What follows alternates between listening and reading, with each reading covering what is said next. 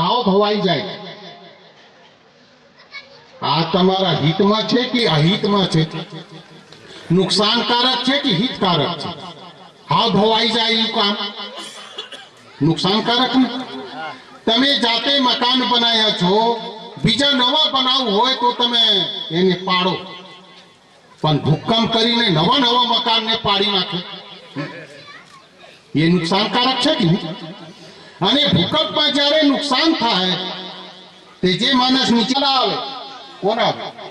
દિલવાલા ભગવાન જાય છે ભાઈ, દર્દીને દવા આપનારા દિલવાલા ભગવાન, પેલા ઈજા પામેલા માણસને સેવા કરનાર એ બધા દિલવાલા ભગવાન કરતા હોય. અને ઉપરવાલા ઉપરવાલા ઉપરવાલા આ ખાલી ભૂમ પાડવાથી કઈ મળવાનું છે? ભેટ ન સપના. તે સાહેબ અહીં સાહેબ નથી કહે, અહીં સાહેબ થી તો ભેટ છે જ, તમારી સામે બેઠા છે, પણ તે સાહેબ નહીં. કબીર સાહેબ દિલવાલા ભગવાનને માને છે. એનું નામ તમે જીવ કહો, ચેતન કહો, આત્મા કહો, પરમાત્મા કહો. અસર થઈ ગયા. એના મૂળ ક્યાં છે? ઘટમાં છે. આ ઘટવાસી કોણ છે?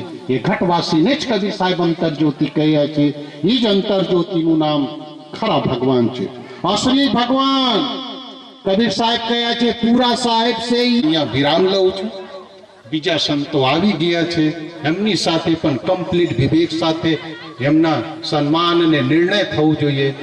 અમારા વચ્ચે વિરાજમાનજી જે સાહેબજી સાથે ઠેઠ બુરહાનપુર થી આવેલા છે, आपसे निवेदन है कि आप जैसे निर्देश मिला है उसके अनुसार सभी लोग मिलकर के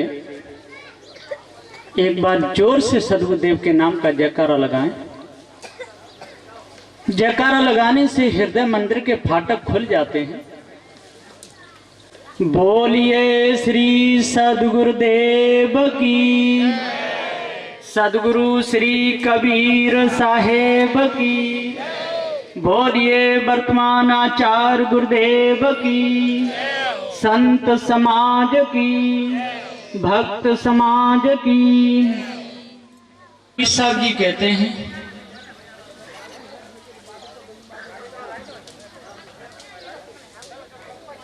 सांच बराबर तप नहीं, झूठ बराबर पाप. जाके हृदय सांच है, ताके हृदय आप.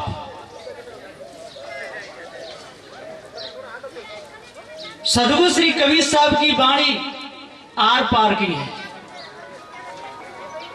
इसमें किसी भी प्रकार की लाग लपेट नहीं. सांच बराबर तप नहीं. जो मनुष्य संसार में सत्य बोलता है उससे बड़ा पूरे विश्व में कोई तपस्वी नहीं है. लाख बार गंगा नहाने जाए पर पाप नहीं. एक महात्मा जी कहते थे कि यदि कोई सत्य बोले और सत्य बोलते समय और कोई नाराज होकर के और उसका सिर काट दे तो क्या होगा? तो सत्यवादी की मुक्ति में આ ધ્યાન આપવું જોઈએ ખાસ વાત. કબીર સાહેબ સાખીમાં કહે છે, પેઠા હે ઘટ ભીતરે બેઠા હે સાચેત, જબ જૈસી ગતિ ચાહે તબ તૈસી મતિ દેત. પેઠા હે ઘટ ભીતરે. ચારે વાણીના સંસ્કાર આપણા અંતઃકરણમાં ઠસોઠસ ભરાઈને પડેલા છે. જે પ્રમાણે સંસ્કારો ઉત્પન્ન થાય છે, સંસ્કારો બદલાય છે, પ્રમાણે મનુષ્યની ચાલ બદલાય છે, હાલત બદલાય છે. સારા સંસ્કારો હોય તો સારી ચાલ, સારી વાણી, અને બુરા સંસ્કારો હોય તો બુરી ચાલ ને બુરી વાણી. આ બોલવામાં આવે છે. પેઠા હે ઘટ ભીતરે. મનુષ્ય, પશુ, અનજ ને ઉષ્મજ, આ ચાર ખાણીના સંસ્કારો આપણા અંતઃકરણમાં છે. વાઘ, ડુકર, ભૂંડ, સાપ, અજગર, દરેકની અંદર પણ મનુષ્યના સંસ્કારો છે, અને મનુષ્યની અંદર પણ ભૂંડ, અજગરના સંસ્કારો છે. ચારે ખાણીની અંદર ચાર ખાણીનો સંસ્કાર ભરપૂર પડેલા છે. પેઠા હે ઘટ ભીતરે, બેઠા હે સાચેત. જેવી રીતે મદારી કરંડિયામાં નાગ લાવે છે, સાપ લાવે છે, એકદમ ગૂંચડું વળીને સાપ પડેલો છે. ટોપાલ સંસ્કાર હોય તો કામયુક્ત વાણી બોલે છે, મોહના સંસ્કાર હોય તો મોહયુક્ત વાણી બોલે છે, ઈર્ષાના સંસ્કાર હોય તો ઈર્ષાયુક્ત વાણી બોલે છે. ગલત કામ, ગલત સંસ્કાર ગલત ઈશારો કરે છે. જોરે ભરી સભાની અંદર એક બાજુ ભીષ્મ પિતામહ બેઠા હતા, બીજી બાજુ દ્રોણાચાર્ય બેઠા હતા, અને દુર્શાસન અને દુર્યોધન ગલત ઈશારો કર્યો હતો દ્રૌપદીને. કોઈની મર્યાદા નહીં રાખી. કેમ?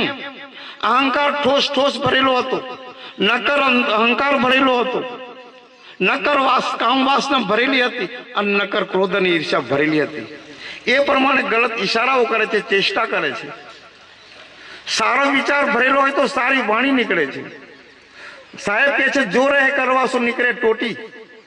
કરવા એટલે ઘડાની અંદર જે ભરેલું હોય એ ટોટી દ્વારા બહાર નીકળે છે. પાણી ભરેલું હોય તો પાણી નીકળે છે, અને દૂધ ભરેલું હોય તો દૂધ નીકળે છે. એવી રીતે સારી વાણી નીકળે, સારું બોલવાથી. બોલથી પહેચાનીએ સાહુ ચોર કા ઘાટ. અંતર ભલે જોવામાં નહીં આવે. જો ને રાત્રે કોઈ ગધેડાનો અવાજ થાય, ગધેડો ભૂકે તો આપણે પરખી લે કે ગધેડો છે. વાઘ બોલે તો સમજી લે કે વાઘ છે, અને ગાયનો અવાજ આવે ભૂંભરવાનો તો આપણે સમજી લે ગાય છે. એના અવાજ ઉપરથી આપણે પરખી લઈએ છીએ. એવી રીતે સજ્જન કે દુર્જન, ચોર કે સાહુ, એનો અવાજ પરખાઈ જાય છે. બોલેથી પહેચાની સાહુ ચોર કા તરત પરખાઈ જાય છે. સજ્જન હોય એ સારી વાણી બોલે છે, મધુર વાણી બોલે છે, કોઈને ફસાવાની યુક્ત વાત કરતો નથી. અને ખતરનાક માણસ ફસાવાની વાત કરે છે. અરે સાહેબ, ધન ધન ધન. ગુરુ અને શિષ્ય જતા હતા, અને સામે જ એક બે ભાઈઓ આવી ગયા, સફેદ કપડા, સફેદ જબ્બો, સફેદ ટોપી. ધન ધન રે, ધન ધન ધન ધન રે ગુરુજી આજે પધાર્યા. અરે ગુરુજી બહુ સરસ. અંતરના પડદા મારા ખોલ્યા ગુરુજી મારા આજે અરે મારો પડદા ખોલી નાખ્યા. હું તો સંતોની રાહ જોતો હતો. કોઈ સંતો આવે તો હું જમું. સાહેબ, અમે સંતોને જમાડ્યા સિવાય ભોજન લેતા. હું તો ઉપર ચડીને જોતો તો પીપળાના ઝાડ ઉપર. સંત આવે તો સાવણ તમે બે સંત આવી ગયા. બહુ સરસ સરસ સરસ. ચલો ભોજન લઈને જાઓ. બંને તૈયાર થઈ, શિષ્ય તૈયાર થઈ જાય છે. ગુરુ કહે છે નથી જવું. મને કંઈક ડાઉટફુલ લાગે છે, શંકા લાગે છે. નહીં, તમને તો જીવન તો શંકા દેખાય ગુરુજીને. ચલો આટલો બધો પ્રેમ. ગુરુજી કહે છે મારે નથી આવું, તમે જમી આવો. શિષ્ય જાય છે, અને ત્યાં જમવામાં ઝેર આપી દે છે. ઝેર આપીને ખતમ કરીને લે છે, અને બધા રૂપિયા પૈસા બધું ઉતારી લે છે. જોડી પણ લઈ લીધી, બધું લૂંટી લે છે. ગુરુજી 2 કલાક રાહ જોઈ, અને શિષ્ય આવે નહીં ત્યારે તપાસ કરી તો શિષ્યની લાશ મળી ગઈ. બોલો કેવું મીઠું મીઠું બોલતો હતો, પરંતુ અંદર અંદરથી કેટલું ઝેર છે. મોર કેટલું મીઠું બોલે છે, એકદમ મીઠો ટંકાર કરે છે, પણ અંદર એનો ખોરાક શું છે? સાપ. ઝેરી જંતુઓને પણ ખાઈ જાય છે, ખતરનાક. એવી રીતે કેટલાક માણસો મીઠું મીઠું બોલે છે, ઉપરથી મીઠું મીઠું, અને અંદર ઝેર હોય છે. એને દુર્જન કહેવામાં. અંતરથી પરખી જાય છે. ભ્રમિત વાણી, જળસુપ્ત વાણી, જે બોલે છે એને શું કહેવામાં આવે છે? ચોર કહેવામાં આવે. ચોર એટલે શું? જે આપણો જે બીજાને રડાવતા હતા, જે બીજાને દુઃખ આપતા હતા, એમને મરતી વખતે રડવાનો પણ ટાઈમ મળ્યો નહીં. જો સીતાને કેટલું રડાવે છે રાવણ, રામનું તીર પડ્યું તો રડવાનો ટાઈમ નહીં મળ્યો. નેપોલિયન 4 કરોડ માણસોને મોતના ઘાટ ઉપર ઉતાર્યા. હિટલર, નેપોલિયન, મરતી વખતે એમને રડવાનો ટાઈમ નહીં મળ્યો. કોઈ એક માણસ એમની શમશાન યાત્રામાં આવી શક્યા નહીં. આવે ક્યાંથી? એનો કુટુંબ પરિવાર તો પહેલો જ ફૂકી નાખ્યો. રાવણને લડતો પહેલાના 100 પુત્રોએ સાપ કહી નાખ્યા. એનું લશ્કર છીનભીન કરી નાખ્યું. પછી કોણ સાથ આપે? સાપ થઈ ગયા. કબીર સાહેબ કહે છે તમે કેવી રીતે મોટા છો? જહાં સે ઉપજે તહાં સમાને. દાનવીરો કહે છે અમે મોટા, પંડિતો કહે છે અમે મોટા, સુવીરો કહે છે અમે મોટા, લડીએ છીએ જોરદાર. અરે પાગલો, તમે જ્યોથી ઉત્પન્ન થયા, ક્યોથી ઉત્પન્ન થયા? માતાના ગર્ભવાસમાંથી ઉત્પન્ન થયા અને પાછા માતાના ગર્ભવાસમાં. જેમ મોસનો કીડો મોસમાંથી ઉત્પન્ન થાય છે અને મોસમાં સમાય છે. વિષ્ટાનો કીડો વિષ્ટાથી ઉત્પન્ન થાય છે અને વિષ્ટામાં સમાય છે. રામ વિના નર હોય કે એસા બાટ મોજ ગોબરે રાજા. રામ એટલે ચેતન. પારખના બોધ સિવાય જીવની દશા કેવી? ગોબરના કીડા જેવી. ગોબરનો કીડો ગોબરમાંથી ઉત્પન્ન થાય, ગોબરને ખાય છે, ગોબરને ગબડાવે છે અને ગોબરમાં જઈને મળે છે. મોસનો કીડો મોસમાંથી ઉત્પન્ન થાય છે, મોસને ખાય છે અને મોસમાં થાય છે. ગંદકીનો કીડો ગંદકીમાંથી ઉત્પન્ન થાય છે, ગંદકી ખાઈને જીવન જીવે છે અને ગંદકીમાં સમાય. એવી રીતે સ્ત્રીમાંથી ઉત્પન્ન થાય છે. હાડચા મોસના શરીરમાંથી આ શરીર ઉત્પન્ન થાય છે. તેની અંદર માન ભોગ વિલાસ જીવનભર કરે છે અને પાછા ગર્ભવાસમાં જઈને સમાય છે. તો તમારું મહત્વ શું? તમારા જ્ઞાનનું મહત્વ, ધ્યાનનું મહત્વ, તપનું મહત્વ, સૂર્યતાનું મહત્વ આ શું છે? કંઈ પણ ઉપજી શક્યું નહીં. હા, તમે મુક્ત થઈ શક્યા હોત, પોતાના સ્વરૂપમાં મળી શક્યા હોત, સ્વરૂપમાં સ્થિર શક્યા હોત, જીવન મુક્ત થઈ શક્યા હોત, સદગુણો ધારણ કરી શક્યા હોત તો તમારું મહત્વ, અર્થાત વાસનાને ખતમ કરી નાખી હોત તો વાસનાને ખતમ કરી નાખો. જે વાસના છે બંધનનું મેન કારણ છે વાસના. તો પેઠા હે ઘટ ભીતરે. આ 4 ખાઈને ખતરનાક સંસ્કાર આપણા જન્મ મરણનું કારણ બને છે. વાસના જન્મ મરણનું કારણ બને છે. ગહી પરતી તીન જીન જાસો સોઈ તહાં અમરે. જો કશું કેવું જ્ઞાન અજ્ઞાન સોઈ સમુસ્યા. જે પ્રમાણે તમે સંસ્કાર બનાવશો, અભ્યાસ બનાવશો, એ પ્રમાણે તમારું રહેઠાણ થશે. જેવી રીતે જુઓ ને, કોઈ માણસ આ ગામમાં આવે છે, ભદ્રવાડીમાં આવે છે, દારૂડિયો માણસ આવે તો દારૂનું પીઠું શોધી કાઢે છે. ચોર માણસ આવે તો ચોરનું ઘર શોધી કાઢે છે અને જુગારી આવે તો જુગારીનું ઘર શોધી કાઢે છે. અને કોઈ સજ્જન આવે તો સાગરભાઈનું ઘર શોધી કાઢે. પારખી આવે તો કે ભાઈ અહીંયા કોઈ છે ભગત કબીરપંથી છે. હા, અરે સાગરભાઈ છે. બુરાનપુરથી આચાર્ય સાહેબને બોલાવે છે ને સંતોને પણ બોલાવે છે. એમને ઘેર જાઓ તમે, બોલો. સમજી ગયા કે નહીં સમજી ગયા? એવી રીતે તરત ખબર પડી જાય છે. અરે આ મુંબઈમાં એક જગ્યા ઉપર હું ભૂલો પડી ગયેલો જાતે જ. એ ભાઈ કે સાહેબ અહીંયા છે રામદાસ ભગતનું ઘર, અહીંયા આ મોહલ્લામાં છે, જાઓ ને. હું તો એમ આડેધડ ચાલવા માંડ્યું અને એક ભક્ત સ્નાન કરતા હતા અને કંઠી પહેરેલી હતી, કાળી કાળી કંઠી. એક જ કંઠી. મેં સમજ્યો ચોક્કસ પારખી ગુરુનો શિષ્ય છે. અને મને એ ભાઈ ઓળખી ગયો, મેં એને ઓળખી ગયો અને મને ઓળખી ગયો. અરે અરે અરે, આવો સાહેબ, આવો સાહેબ. કોના શિષ્ય છો? અરે રામલાલ સાહેબનો શિષ્ય. તમે તો ઘરના નીકળી ગયા, બોલો. આ ખબર પડી કે નહીં પકડી? બોલાથી પહેચાનીએ, જોતોની સાથે વાણીથી ઓળખાઈ જાય છે. એવી રીતે આ સંસ્કારની જે ગતિ છે એ આપણને બતાવે છે. અસંખ્ય સંસ્કાર આપણા ઘટની અંદર છે. જેવી રીતે આકાશની અંદર જુઓ ને તમે, અસંખ્ય તારા દેખાય છે. અસંખ્ય તારાઓ આકાશની અંદર છે. એ તારાઓ ક્યારે લીન થાય છે? તારાઓ ક્યારે ખતમ થાય છે? જ્યારે સૂર્યોદય થાય. 205 સાખીમાં કબીર સાહેબ કહે છે, તોલો તારા જગમગે, જોલો ઉગે ને સૂર, તોલો જીવ કર્મવશ ડોલે, જોલો જ્ઞાન પૂર. સમુદ્ર સમાના બુંદ में सो जाने विरला कोई जो बूंद जो पड़ा સમુદ્ર બુંદ.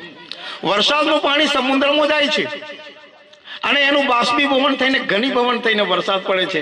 એ બધા જ માણસો જાણે છે. કોઈ નવી વાત નહીં. પણ નવી વાત કઈ છે? ત્યારે સમુદ્રનું પાણી બુંદમાં સમાય છે, કોઈ વેલા જાણે છે. સાહેબ કહે છે સમુદ્ર સમાના બુંદમાં એ બધા કોઈ વેલા જાણે, બધા જાણતા. તમે પાણીનું સૂત્ર જુઓ, અંગ્રેજી સૂત્ર H2O, 2 ભાગ હાઇડ્રોજન 1 ભાગ ઓક્સિજન મળીને પાણી બને છે. સમુદ્રનું પાણી લો તો પણ H2O, ખાબોચિયાનું પાણી લો તો પણ H2O, અને આપણા કુવાનું પાણી લો તો પણ H2O. એમાં કોઈ ફેર પડે? સૂત્ર એક જ છે, એનો ગુણધર્મ પણ એક જ છે, શીતળતા. એમ દર્શાવે સાહેબ. પરંતુ સમુદ્ર સમાના બુંદ મેં. સમુદ્ર એટલે શું? આ દ્રષ્ટાંત એક આપ્યું, સમુદ્રનું એક દ્રષ્ટાંત આપ્યું કબીર સાહેબ. બુંજો પર આ સમુદ્ર મેં અધ્યાસી જીવ, વાસણામય જીવ એ માતાના ગર્ભવાસમાં જાય છે. એની પાસે કેટલી વસ્તુઓ છે, કેટલી વસ્તુઓ લઈને જાય છે, કયા કયા સંસ્કાર એની પાસે છે. ચિત્ત ચતુષ્ટ ને પંચ વિષય, ચિત્ત મન બુદ્ધિ ને અહંકાર, શબ્દ સ્પર્શ રૂપ રસ ને ગંધ.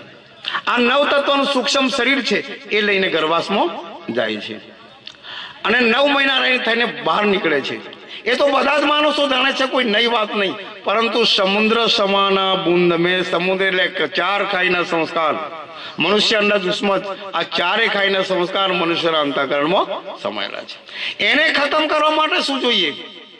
આ સંસ્કાર આપણા જ્યાં સુધી ખતમ થતા નથી, જ્યાં સુધી ઉડતા નથી, ત્યાં સુધી આપણું દુઃખ, આપણી અશાંતિ મળતી નથી. જેવી રીતે થોડું કોંટો વાગ્યો હોય, કોઈ લોખંડની કરચલ વાગી હોય, ફાંસ વાગી હોય, તો નિરંતર આપણા શરીરમાં કચોટ્યા કરે છે, દુખ્યા કરે છે. એવી રીતે વાસનાની ફોંસ, વિકારની ફોંસ, મોહની ફોંસ, કામની ફોંસ નિરંતર લાગ્યા કરે છે. રાજા ભોજ નાક વાટે પાણી પીતા હતા. કેટલાક માણસો પીએ છે સાધના કરવા વાળા, અને નાની માછલી ચડી ગઈ, ઝીની માછલી, સામાન્ય માછલી, સીધી મગજમાં પેસી ગઈ. રાજા ભોજને એકદમ માછલી ખટકતી ને બેચેન થઈ જતા, માથાનો દુખાવો પુષ્કળો પડ્યો. ઘણા ડોક્ટર વેદો કર્યા, ઓસડ્યા, પરંતુ કઈ રોગ મટ્યો નહીં. કોઈ પણ વેદને આવવા દેશો નહીં. રાજાની વેદો ડોક્ટર ઉપર પૂરી શ્રદ્ધા ઘટી ગઈ. નો એન્ટ્રી, કોઈ પણ વેદ ડોક્ટર જોવે નહીં મારા રાજ્યની અંદર. પણ બહારથી એક ધન્વંતરી વેદ આવ્યા હતા. આ એક જ વેદ એવા છે કે મને મળી લેવા દો. આવે છે રાજા પાસે, વેદ તપાસ કરે છે. શું કરતા હતા તમે? સાહેબ, મહારાજ મેં પાણી પીતો હતો. ઠીક ઠીક ઠીક છે. ફટાક દઈને ઓપરેશન કહી નાખ્યું ડોક્ટરે. આ વેદે રાજા ભોજના મસ્તકનું ઓપરેશન, જોરદાર ઓપરેશન, 4 કલાકનું ઓપરેશન, અને માછલીને કાઢી નાખી. ઓપરેશન જોઈન કરી દીધું, ટાંકો મારી દીધા. કેવું છે સરકાર? અરે બિલકુલ ઠંડક. માછલી તમે કાઢી નાખી તો પછી પૂછવાનું છું? એવી રીતે વાસનાની માછલી, વિકારની માછલી, મોહની માછલી, કામની માછલી જ્યાં સુધી આપણા અંતઃકરણમાં ખટકે છે, અંતઃકરણમાં ભટકે છે, ત્યાં સુધી નિરંતર મન ભટકે છે અને નરકમાં જઈને લટકે છે. માટે આને ખતમ કરી નાખવાનું, ખતમ કરવાનું છે. કેવી રીતે ખતમ થશે? એને ખતમ કરવાનો ઉપાય શું છે? ત્યારે કબીર સાહેબ બતાવે છે, ગુરુ ભક્તિ કરી દેત હે શકલ પાપ કો, જૈસે ચિંગારી આગ કી પડી પુરાની. 4 સાલનો ઘાસ હોય, જૂની ગંજી હોય, પણ એક જ ચિંગારી ચોંપી દો એટલે થઈ જાય છે સાપ, બની જાય છે રાખ. આવી છે આ જ્ઞાનની વાત. બધાય 4 ખાઈને સંસ્કારો, બધા પાપ આપણામાં જમા થયા છે, પરંતુ એને નાશ કરવાનું 3 સાધન છે. ખાસ ધ્યાનમાં આપો. ગુરુ ભક્તિ, વૈરાગ્ય અને વિવેક. ગુરુ ભક્તિ, સ્વરૂપનું જ્ઞાન અને વૈરાગ્ય. ગુરુ ભક્તિ આ 3 સાધન છે. સ્વરૂપનું જ્ઞાન, પોતાના સ્વરૂપનું જ્ઞાન, અને દ્રઢ વૈરાગ્ય, વિષયો પરથી વૈરાગ્ય, સંસાર પરથી વૈરાગ્ય, વિવેક ને વૈરાગ્ય, અને ગુરુ ભક્તિ, ગુરુની પ્રચંડ ભક્તિ, નિરંતર સેવા. આ ગુરુ ભક્તિ કરી દે છે સકલ પાપો નાશ. આ 3 સાધન છે ખતમ કરવાનું. ખાસ યાદ રાખો. ખાલી ઉપરથી ગુરુ ભક્તિ નહીં, ગુરુની ભક્તિની અંદર બરાબર લાગી જાય, તન મન સમર્પણ કરે તો ગુરુ ભક્તિ કરી દે છે સકલ પાપો નાશ. અને સ્વરૂપનું જ્ઞાન અને દોષ દ્રષ્ટિ, સંસાર પર તેનું આપણું આકર્ષણ છે, મોહ પર તેનું આકર્ષણ છે, રંગરાગ પર તેનું આકર્ષણ છે. આ આકર્ષણ બિલકુલ ખતમ થાય, એને વૈરાગ્ય કહેવામાં આવે છે. 24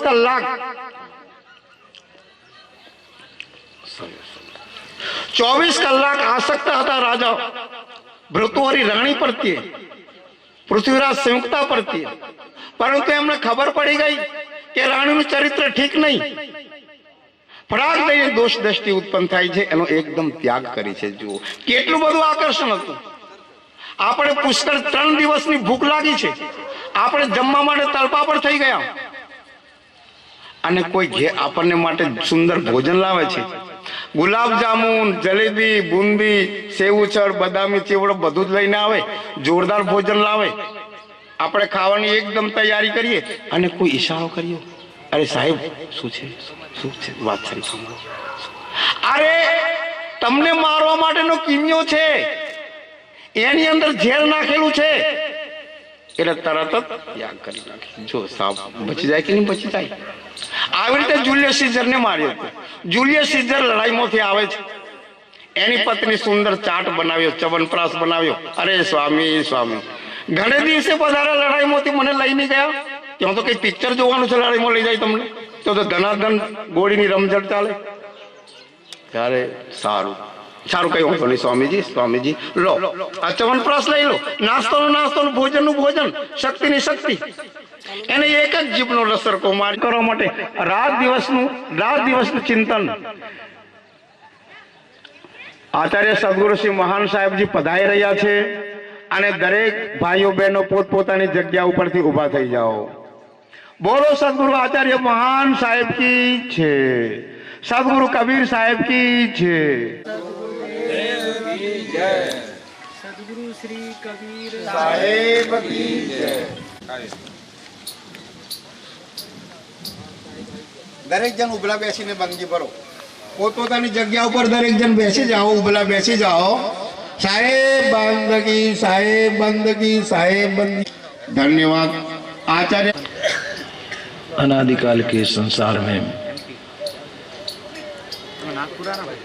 मनुष्य भ्रमता भूलता भटकता चला है।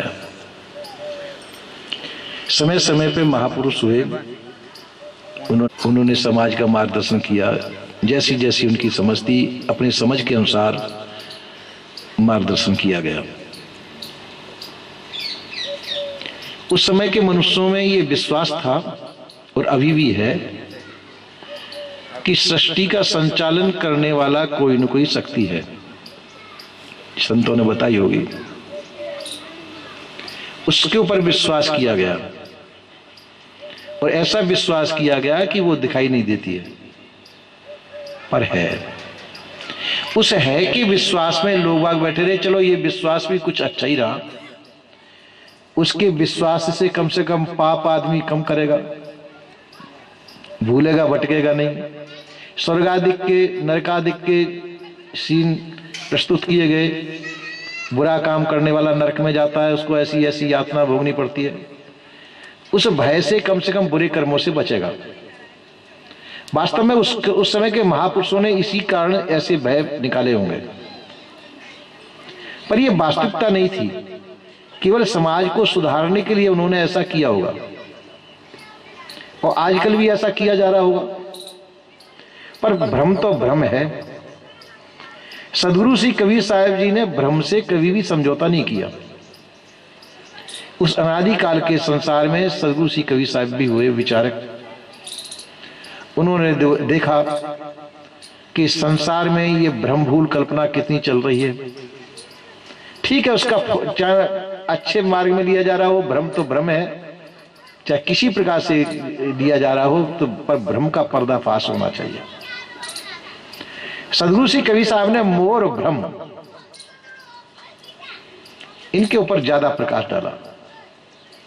या तो मोह के बंधन में व्यक्ति बनता है और या भ्रम के बंधन में। ये मोह और भ्रम के ये दो प्रकार के बंधन बहुत जबरदस्त बंधन है।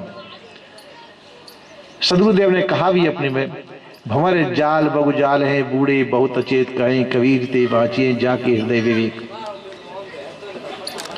इनको भंवर जाल और बहु जाल करके बोला गया, यानी मोह जाल और वाणी कल्पना का जाल। क्योंकि भंवर कहते हैं पानी में पड़ता है भंवर, पानी चल रहा है, उसमें एक चक्रपात होता है। चक्रपात में कोई व्यक्ति आ जाए, नाव आ जाए, जहाज आ जाए, उसको डुबा देता है। चक्र बन जाता है उसमें। ये भंवर बोला जाता है, पानी में पड़ने वाला चक्रपात। और एक वायु का चक्रपात होता है, वायु भी इस तरह से गोल गोल घूमती है, वो भी उसके चक्कर में भी कोई आ जाए तो पेड़ तक उखाड़ देगी, उसको बगजाल बोला जाता है। पर इसको काटने की जिसमें वो हो, अकल हो, वो काट सकता है। पानी के भंवर में कोई पड़ जाए तो कोई तैरने वाला ऐसा वो हो कि बीच नाभि में कूदे, और बीच नाभि में कूद कर अंदर ही अंदर वो दूर जाकर के निकले तो बच सकता है पानी के भंवर से। और बगजाल से बचे हुए जहां चक्रपात पड़ा वो उल्टा लेट जाए, उल्टा लेट जाए तो वो चक्रपात उसको उड़ा नहीं पाएगा। जमीन पे लेट जाए आराम से उल्टा तो वो उससे बच सकता है। ये युक्ति जिसको मालूम हो तो सदगुरुदेव ने वही बताया, भंवर जाल बगुजाल से। भंवर जाल बगुजाल है, बूढ़े बहुत अचेत, इसमें अचेत लोग बूढ़ गए पानी। तो सदगुरुदेव कहते हैं इसी प्रकार से भंवर जाल के ये मोह ममता आसक्ति का जाल। संसार के सभी लोग मोह ममता आसक्ति के जाल में बूढ़े हुए हैं। पहले जो लोग बाग बताते हैं ब्रह्मा विष्णु आदि मनुष्य हुए, देवताओं की कल्पना जो बताते हैं, हो सकता है उस समय पर रहे होंगे वो व्यक्ति रूप में, ऐसे ही हम और आप जैसे हैं जैसे वो भी रहे होंगे। आजकल भी नेता लोग होते हैं, धर्म नेता और राजनेता आदि, उस समय भी ये राजनेता धर्म नेता के रूप में समाज के सामने होंगे, उस समय इनकी अगुवागिरी चलती होगी। तो इस प्रकार से जो है कि ये कहलाने वाले और सभी लोग जो है मोह जाल में बूढ़े हुए थे। ब्रह्मा विष्णु महेश से लेकर के सभी कहलाने वाले अग्रगण्य महापुरुष राजा महाराजा लोग भी ये मोह जाल में, महाभारत युद्ध भी मोह जाल का ही फंसा हुआ था। हाँ, तो इसी प्रकार से ये लोग सब बूढ़े मोह जाल में फंस करके। मोह जाल में बड़े बड़े अनर्थ भी हो जाते हैं, न्याय नहीं हो पाता। न्याय करने में वही समर्थ होता है जिसको जिसकी बुद्धि मोहित न हो और भ्रमित न हो, वही न्यायाधीश हो सकता है, वही न्याय कर सकता है। और जिसकी बुद्धि भ्रमित है, मोहित है, वो न्याय करने में समर्थ नहीं होता। तो इसी प्रकार से अनादिकाल के संसार में न्यायकर्ता सदगुरु श्री कबीर साहब हुए। क्योंकि कोई भी व्यक्ति है ये जानता था कि हमारा कोई भी बात डालो उनके बाद भगवान करेगा जैसा होगा, हमारी देवी जी करेंगी जैसे होगा, हनुमान बाबा के जैसे करेंगे जैसे कोई किसी न किसी देवता पे डालते बात, अपने ऊपर नहीं लेते। तो सोचते हैं, उनके मन में ऐसा विश्वास है कि ये देवता कुछ न कुछ करते हैं, उनके ऊपर विश्वास था, उनका आश्रय लेते हैं। तुलसीदास जी जैसे महासंत, सूरदास जी भी थे, ये भी अपने ऊपर कोई ना कोई परमात्मा मान के उसके आश्रय से रहते थे। और जैसा जिनका इष्ट होता था वैसा उनके अंदर मान्यता होती थी, वैसा उनका आत्मबल होता था। एक जगह चर्चा बताता हूं मैं। एक दफा तुलसीदास जी और सूरदास जी बैठे हुए थे। तुलसीदास जी के इष्ट थे धनुषधारी राम, और सूरदास जी के इष्ट थे लड्डू गोपाल, छोटे से घुटने चल रहे हैं, माखन हाथ में खा रहे हैं, लड्डू हाथ में लगा हुआ है, आपने देखी भी होगी उनकी चित्र।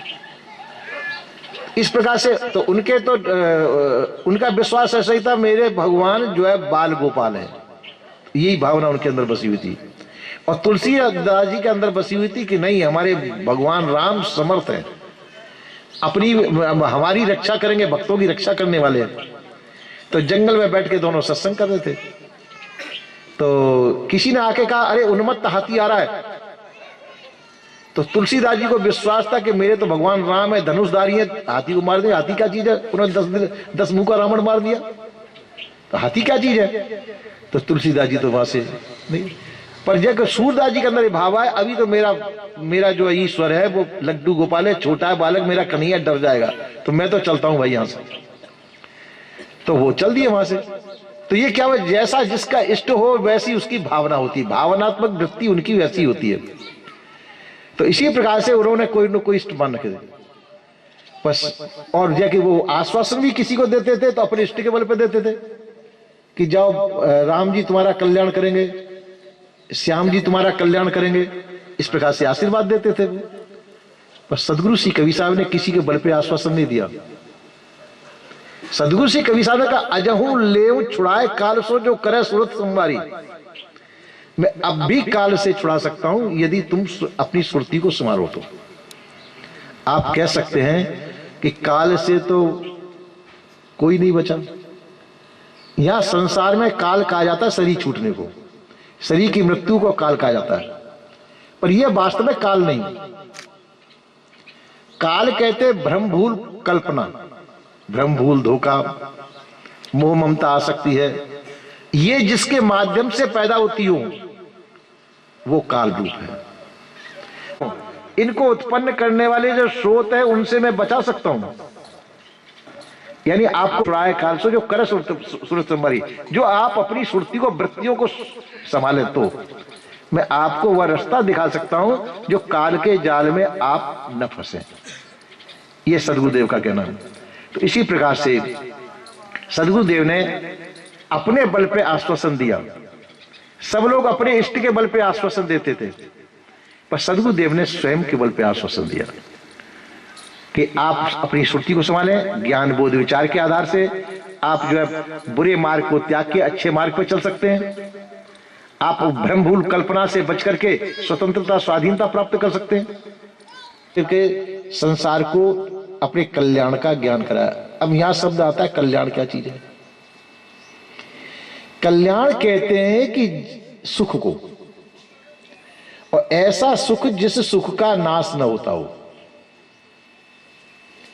संसार में जो देखने में आती है भौतिक सुख है, जिनको अपन जानते हैं, इंद्रियों द्वारा परखे जाते हैं, वो शरीर के द्वारा जान नहीं जाते हैं, अंतःकरण के द्वारा जानने में आते हैं, इंद्रियों द्वारा जानने में आते हैं जो सुख, ये सब भौतिक सुख है और ये नाशवान है। ऐसा कोई भी भौतिक सुख नहीं है जो नाशवान न हो, सभी भौतिक सुख नाशवान है। पर इन सुखों को कल्याण सुख नहीं कहा गया। संसार में इन्हीं सुखों को जानते हैं लोग, पर इन सुखों को कल्याण नहीं कहा गया। कल्याण वह सुख है जिस सुख का कभी नाश ना होता हो। तो वह आपका अपना सुख हो सकता है, क्योंकि आप अमर हैं तो आपको सुख भी अमर चाहिए। संसार के सुख नाशवान है, इनसे तृप्ति आपकी नहीं हो सकती। पर हम अपने सुख को नहीं जानते, अपने आप को नहीं जानते, इसलिए कल संसार के सुखों को ही सब कुछ मानते हैं। इसलिए सदगुरुदेव ने जो ज्ञान दिया, कल्याण मार्ग का ज्ञान दिया, और कल्याण को लोग वाक समझे भी और कुछ कुछ नहीं भी समझे। ज्यादातर नहीं समझे, थोड़ा बहुत लोग समझे, जिनके द्वारा अभी तक ज्ञान सदगुरु श्री कबीर साहब का ज्ञान हमारे और आपके तक चला आया। तो सदगुरुदेव ने स्वतंत्रता स्वाधीनता का उपदेश दिया। क्योंकि हम ढोल बजाते बजाते बहुत दिनों से चले आए, पर यहाँ पे ठाकुर पूजा घर घरों में नहीं निकलती है ना। तो है ना, देखते हैं रोज उपदेश देते हैं, बैठ करके हाँ हाँ करते हुए जाते हैं। वो गहरा गढ़ा हुआ है, जैसे कहते करक करे जे गढ़ रही बचन वृक्ष की फांस, निकसाए निकसे नहीं रही सो काहू घास। इसी प्रकार से वो फांस जो कल्पना की फांस है वो नहीं निकल पाती है। सदगुरुदेव ने कहा कि साच ही कोई न माने, झूठ के संग जाए, झूठे झूठा मिल रहा अहमक खेया खाए। साच ही कोई न माने। सदगुरुदेव ने कहा कि मेरे को समझाते समझाते बहुत टाइम हो गया, पर सत्य को मानने के लिए कोई तैयार नहीं है। सब लोग झूठ पर विश्वास करते हैं। आप कह सकते हैं हम तो सत्य को मानेंगे, आप भी सत्य को स्वीकार नहीं करेंगे। जैसे कहते हैं कि काय की सब्जी बनाई है भाई, कटहल की सब्जी बनाई, जिसको जो अच्छी लगे, बैंगन की सब्जी बनाई, तो क्या उसमें खाली बैंगन ही बैंगन होता और कुछ नहीं होता क्या? अगर बैंगन की सब्जी बनाई जाए, उसमें कोई और चीज न डाली जाए, नमक भी नहीं डाला जाए, मिर्ची भी नहीं डाली जाए, तो आपको अच्छी लगेगी वो सब्जी? आदि किसका लेते हैं? मसाले का नाम ही नहीं लेते। तो ये झूठ हुआ क्या सच? हमको झूठ पसंद है कि सत्य? झूठ पसंद है हमको, है ना। और नाम कुछ लेते हैं और स्वाद किसी का चखते हैं। इसी प्रकार से सदगुरुदेव ने कहा कि साच ही कोई ना, ये मैं सत्य सत्य कहता हूं तो सत्य को कोई स्वीकार करने के लिए तैयार नहीं है। सब लोग झूठे ही पसंद करते हैं, सत्य को पसंद करने वाले नहीं है। सदगुरुदेव तो क्या सत्य, वो पूजे जा रहे हैं, कंठी गुरु की बांधे हुए, है ना। तो विश्वास नहीं है, गुरु वाक्य पर विश्वास हुआ। कहा कि तुलसीदास जी ने कहा कि गुरु के वचन प्रतीत न जेही, सपने सुख निधि पावे न तेई। ना ये सब मिथ्या है। तो उसने कहा, अब उसका मन में तो ठाकुर जमा था, ऊपर से कबीरपंथी बन गया था, अंदर की वो नहीं भ्रम नहीं निकल रहा था। तेनाते 4-6-10 बाल्टी अपने ऊपर डाली और 2-4 बाल्टी मंदिर को वहीं से अंदर नहीं गया, वहीं से पास में लगा हुआ तो वहीं से फेंक दी 2-4 बाल्टी। तो अरे नहीं है तो कोई बात नहीं, ये 2-4 बाल्टी हमारी बेकार गई, कोई बात नहीं, हम बहुत काम करते हैं, ये 2-4 बाल्टी भी हम बेकार मिली। अगर हुआ तो इन 2-4 बाल्टियों का फल मिल ही जाएगा, कुछ कुछ प्रसन्न होगा। तो ये कौन सा है ना, तो ये कौन सा ज्ञान हुआ, है ना। तो इसी प्रकार से गुजरात में भी अगर ठाकुर नहीं है तो कोई बात नहीं, घंटी हिला रहे हैं, पूजा कर रहे तो चलो, नहीं है तो ये कहता, और है तो इसका कुछ न कुछ फल देगा। तो ये दुविधा में दो गए माया मिली न राम, वो वाला हिसाब हो जाता है। तो इसी प्रकार से भ्रम की स्थिति, यहाँ संत भी अच्छे अच्छे आते हैं, बाहर की संत भी आते हैं, को मानने के लिए कोई तैयार नहीं है। सब लोग, अगर कोई आ जाए, लो तुम्हारे ये दुख दूर हो जाए, गंडा बांधो, तावीज बांधो। मैंने कई कबीर पंथियों के गंडा तावीज बंधे हुए देखे भक्तों के यहाँ। हाँ, तो ये गंडा बांधो, तावीज देखो, ये देवी मानने तो जाकर कबीर साहब को, ये भगत भी कबीर साहब के कंठी भी बंधी हुई है उनके अंदर, तो गंडा तावीज भी बंधे हुए हैं। तो इसी प्रकार से सदगुरुदेव कहते हैं साँचे ही कोई न माने, सत्य को मानने के लिए कोई तैयार नहीं, झूठे ही के समझाए जो झूठ बोल रहे हैं आकर के। कोई रक्षा लेकर के बैठ जाए, कोई लटूरी बटूरी बाबा आ जाए और रक्षा देने लगा तो वो भी ले लेंगे, और कोई गंडा तावीज बांधने वाला मिल जाए तो वो भी बंधवा लेंगे अपने हाथ से, हाथ पे। कोई कहते हैं भाई बकरा भैंसा काट दो किसी पे, जो तुम्हारे ये रोग दूर हो जाएगा, वो भी काट देंगे। प्रमाण मेरे पास मौजूद है कबीरपंथियों के ऐसा करने वालों को भी। वो भी कर देंगे वो, हालांकि दुख इनसे दूर नहीं हो सकता है, प्रारब्ध का दुख। इसलिए कोई तकलीफ हो जाए तो जाके ये भ्रमिकों के, यांत्रिक तांत्रिक मांत्रिकों के चक्कर में नहीं पड़ना चाहिए। वैद्य हैं, डॉक्टर हैं, इनका इलाज कराइए और अपने भ्रम को ना। सबसे पहले तो मानसिक रोग है, इन मानसिक रोगी की चिकित्सा करने वाले उसके वैद्य जो है डॉक्टर संत हैं, तो संतों से उस मानसिक रोग की इलाज कराना चाहिए। और जाके शारीरिक कोई रोग हो तो वैद्य हकीम के पास चले जाओ। पर ये जंत्र तंत्र मंत्र से कुछ होने वाला नहीं है, ये खाली मन का भ्रम मात्र है। सदगुरुदेव कहते हैं कि साँचे ही कोई न माने। सत्य क्या है? जिसका कभी नाश नहीं होता। कभी आसमाने के सत्य है, नाश होगी एक दिन। अपना शरीर भी नाश होगा, मकान बड़े बड़े महल हैं ये भी नाश होंगे, सब नाशवान वस्तु। ये सत्य नहीं है। सत्य उसे कहते हैं जिसका कभी नाश न हो, जिसका परिवर्तन नहीं होता हो, जिसका नाश नहीं होता हो। तो ऐसा सत्य चेतन जीव आपका स्वरूप है। पंच तत्व भी सत्य है, उनका कार्य कारण भाव से, कारण से कार्य बनता है, कार्य कारण में विलीन होता है। पर परम सत्य जो है चेतन जीव है, जो जिसका कार्य कारण भाव से रहित है, और वह चेतन जीव आप स्वयं है। पर अपने आप को इस शरीर न समझ बैठे, शरीर चेतन जीव नहीं है। जिस सत्ता से शरीर चलता डोलता बोलता है वो सत्ता आप है, उसका कभी नाश नहीं होने वाला, उसका कभी परिवर्तन भी होने वाला नहीं है। तो सदगुरुदेव कहते हैं कि वह चेतन जीव साँचे। तो उस अगर कोई कहता है आपसे कि भाई सत्य तुम्हारा स्वरूप है, तुम किसी की पूजा क्यों करते हो, तुम ही सर्वोपरि देवाधिपति देव हो, तुमको किसी की पूजा करने की आवश्यकता नहीं है, तो लोगों को विश्वास नहीं होता है, अरे ये ऐसा ही है। और कोई कह दे कि नहीं तुम्हारे ऊपर ईश्वर है, परमात्मा है, भोले बाबा हैं, हनुमान जी हैं, डाकोर जी हैं, और जाने क्या क्या 10-5 की लाइन लगा दे, आपको विश्वास हो जाएगा। और सभी के तीर्थ करने के लिए आप जाएंगे, केदारनाथ वगैरह जाए। अब देख लो केदारनाथ में क्या हुआ था, आपको मालूम ही होगा, है ना। तो अब तीर्थ ने रक्षा नहीं की, उनकी तीर्थ रक्षा नहीं कर पाया जिसके लिए गए। आजकल भी तीर्थों में जाते हैं तो कई घटना दुर्घटना होती हैं, जाते किसके लिए? रक्षा के लिए जाते हैं, तो हमारी रक्षा नहीं होती है। इसी प्रकार से सुख और दुख, हानि लाभ, जीवन मरण, जस अपयश विधि हाथ। उसको जैसे अध्यास भरा हुआ था वैसे जम भी दिखाई देने लगे।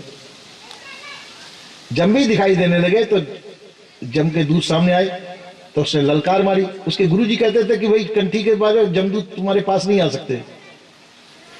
तो उसको जमदूत तो एकदम ललकार मारी उसने, अरे दुष्टो तुम कैसे मेरे पास आए हो, तुम जानते नहीं मैं गुरुमुखी हूं, मेरे पास कंठी गुरु की है।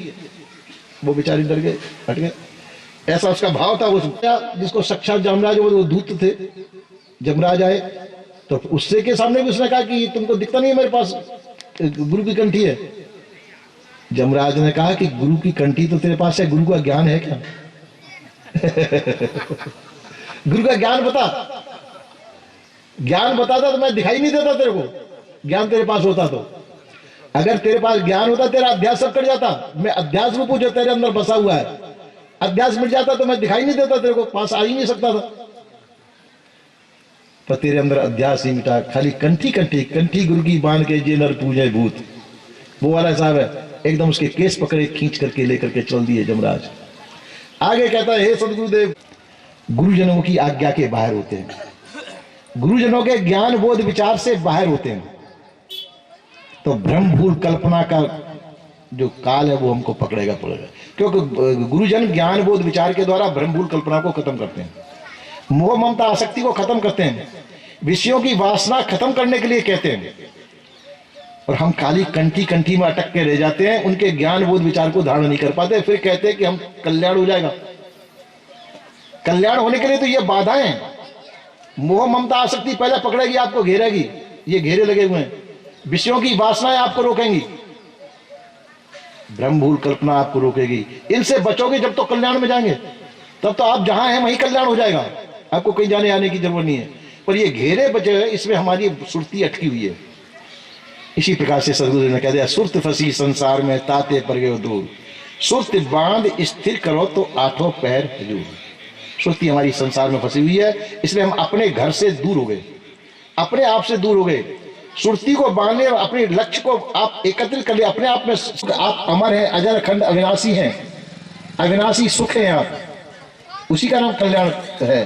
तो आप अपनासी सुख में हैं, तो आपको कौन पकड़ने वाला है? काल न खाए कल्प नहीं व्यापे, देह जरा नहीं चीज है। आपका काल नहीं, आप अविनाशी हैं, आपको काल कैसे खा सकता है? इसलिए जो है हम सदगुरु का ज्ञान तो सुनते हैं, उसको अमल में नहीं लाते। हमारे अंदर जो है कि जो भ्रम भूल कल्पना है उसको हम निकाल नहीं पाते, इसलिए गुरु का ज्ञान अमल में नहीं आ पाता। और जो होना चाहिए वो नहीं होता, जो नहीं होना चाहिए वह होने लग जाता है। इसलिए संत गुरुजनों की वाणी को सुन करके उसको अमल में लाने की कोशिश करनी चाहिए। हो सकता है कि आपको भूख भी लग रही होगी, पीछे से भीड़ उठती जा रही है, भूख लग रही होगी, आप भी भोजन पाए। यही मैं विराम लेता हूँ। बोलिए श्री सदगुरुदेव की जय। गुरुदेव की जय। संत सम्राट सदगुरु कबीर साहेब की जय। सदगुरु महान साहेब की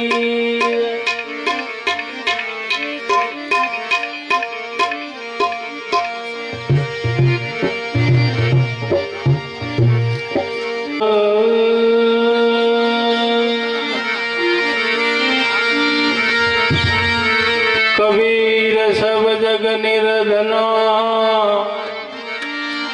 आमा धनवंता नहीं कोई, धनवंता सो जानिए जो राम नाम धन होई।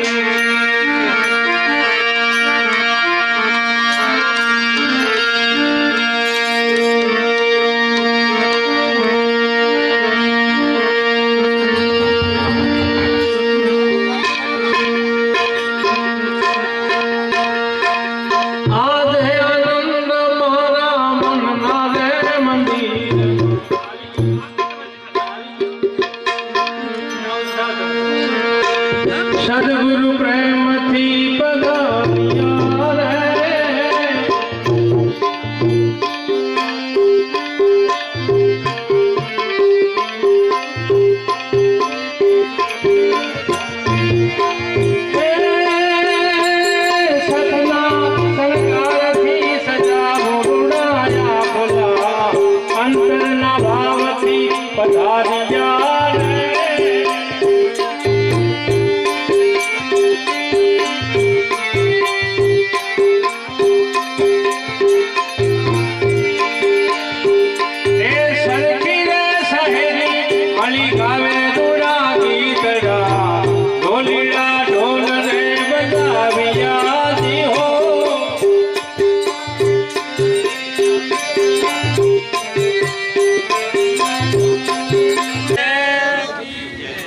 મને આપ फोटो ले लियो। बोलो सतगुरु देव की जय। साहिब आरती हो, आरती कीन दयाल, साहिब आरती हो।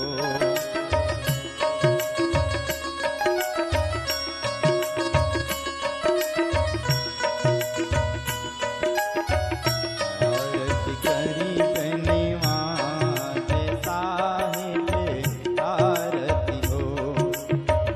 आरती दीन दयाल, साहिब आरती हो। ज्ञान आधार विवेक की बाती, ज्ञान आधार विवेक की बाती, सूरत जोत जा जाग, साहिब आरती हो। आरती करी बनिवाज, साहिब आरती हो। आरती दीन दयाल, साहिब आरती हो।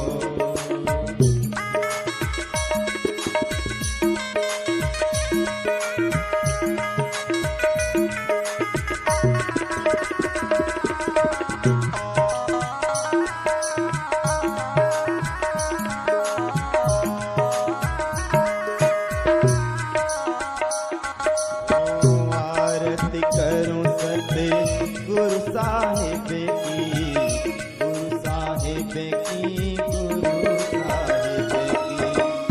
आरती करूं सते गुरु साहिब की, गुरु साहिब की, गुरु साहिब की।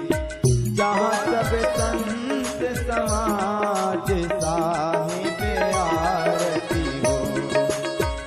आरती करी बनिवाज, साहिब आरती हो।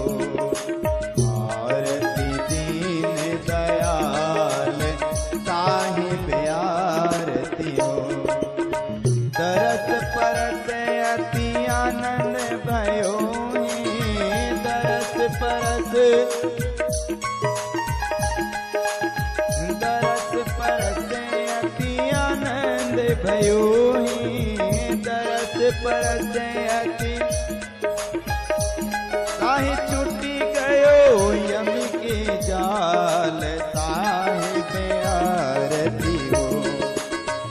आरती करी बनिवाज, साहिब आरती हो।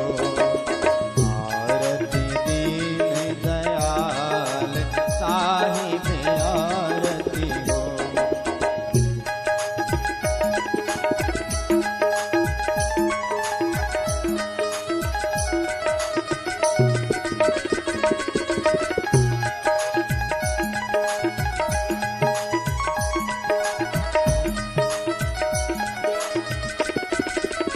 साहिब कबीर संतन की कृपा से, साहिब कबीर संतन की कृपा से,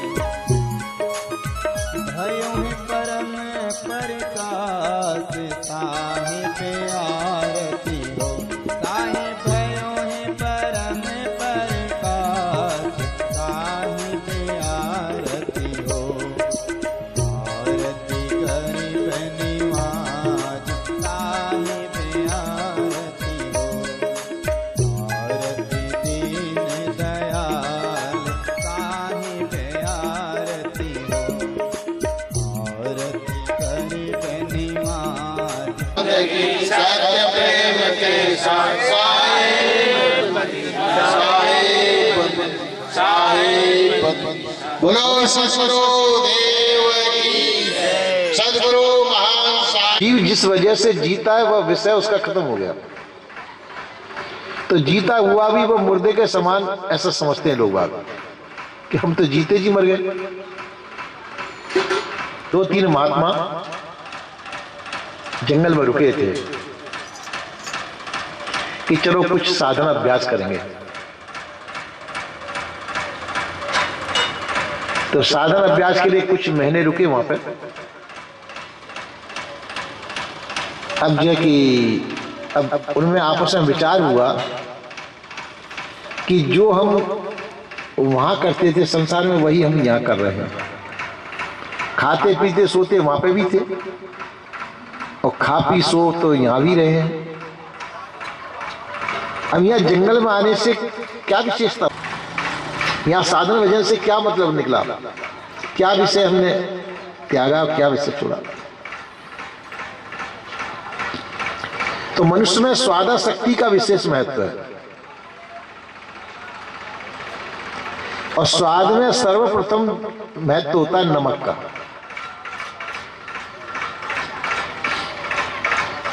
उनमें विचार हुआ तो कि कहा ठीक है यहाँ पे जो है भजन तो जो करेंगे सो करेंगे, पर स्वादासक्ति को त्याग देना चाहिए। तो कहा कि नमक को त्याग करके भोजन तो करेंगे पर नमक का त्याग करके करेंगे। जो भोजन पाएंगे नमक को त्याग करके खाएंगे। इसी प्रकार से हम संसार में भ्रमण करते रहते, साधन भजन जो भी करते हैं उसमें भी हम रस लेते हैं, संसार का ही रस लेते हैं।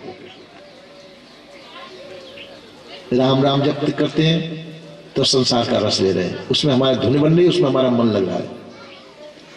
भजन करने बैठे तो उसमें भी संसार का रस ले रहे हैं, क्योंकि संसार उसमें तारीफ, ये बहुत ऊंचे महात्मा बैठे हुए हैं, उनकी तारीफ हो रही है, उस तारीफ का रस ले रहे हैं। कोई यश गा रहा कि बहुत ऊंचे महात्मा है, लोग बाग झुंड के झुंड दर्शन करने के लिए आ रहे हैं, उसमें उनका मन लग गया, मन कहां रुका। उनकी तारीफ कर रहे हैं तो उसमें मन लग गया। कोई आपकी तारीफ करेगा, कोई आपको नाना प्रकार के सुख साधन उत्पन्न करेगा, तो मन की खुराक तो चालू है, उसके द्वारा मन जीवित है, मन को खुराक मिल रही है। उन खुराकों को पाके मन उत्पात पहुंचाएगा। जब तक मन का संयम सिद्ध नहीं,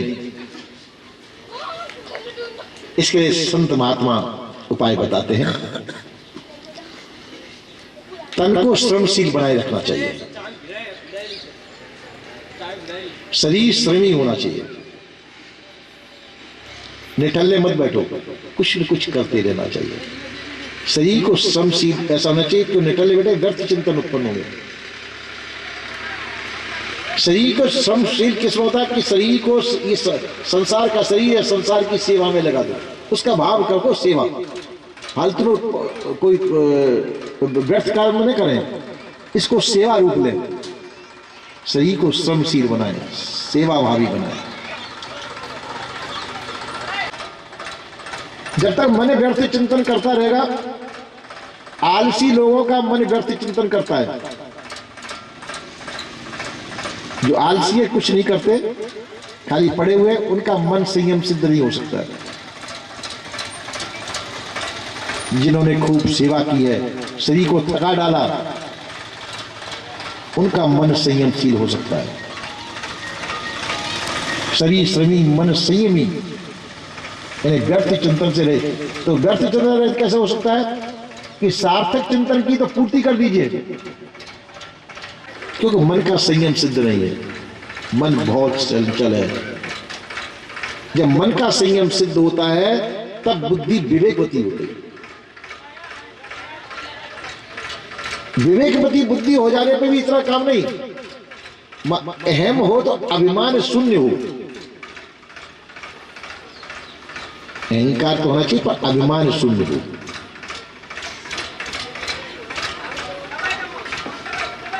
अहम अभिमान शून्य हो गया। कदिए ना देखी संतो रैन रे अंधारी रे, ગુરુના શરણમાં મારે સદાય દિવાળી, ગુરુના શરણમાં મારે સદાય દિવાળી. કદીએ ના દેખી સંતો, કદીએ ના દેખી સંતો રૈન રે અંધારી રે. ગુરુના શરણમાં મારે સદાય દિવાળી.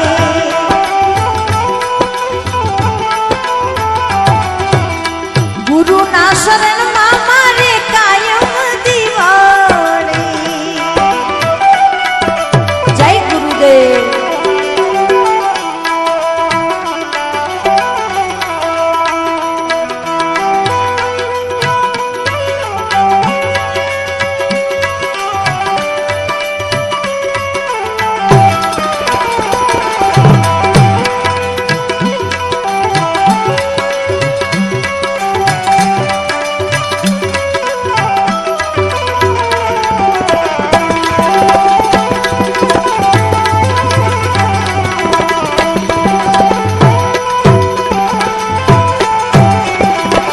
ફટક ફટક મેં તો ફોડા રે ફટાકા. હા, ફટક ફટક મેં તો ફોડા રે ફટાકા.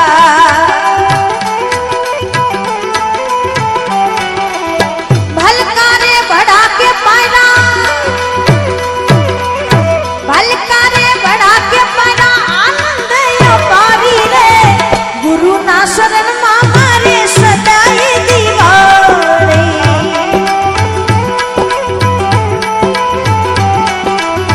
કદીએ ના દેખી સંતો,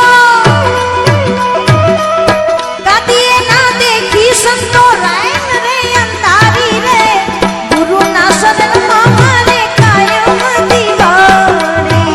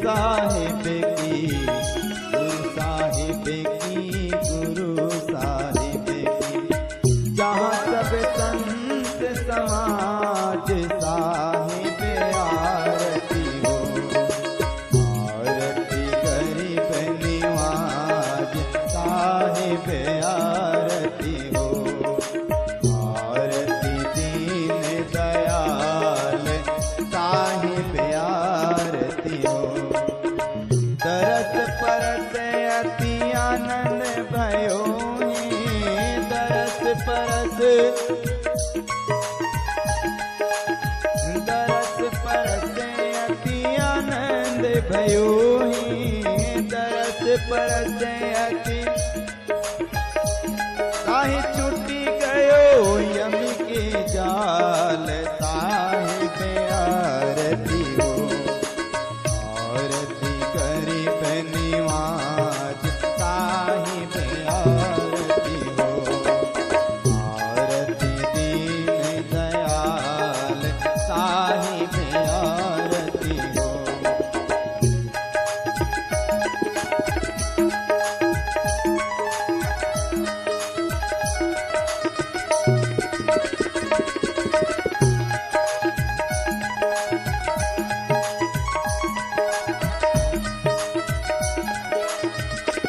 साहिब कबीर संतन की कृपा से साहिब कबीर संतन की कृपा से भयो है परम प्रकाश साहिब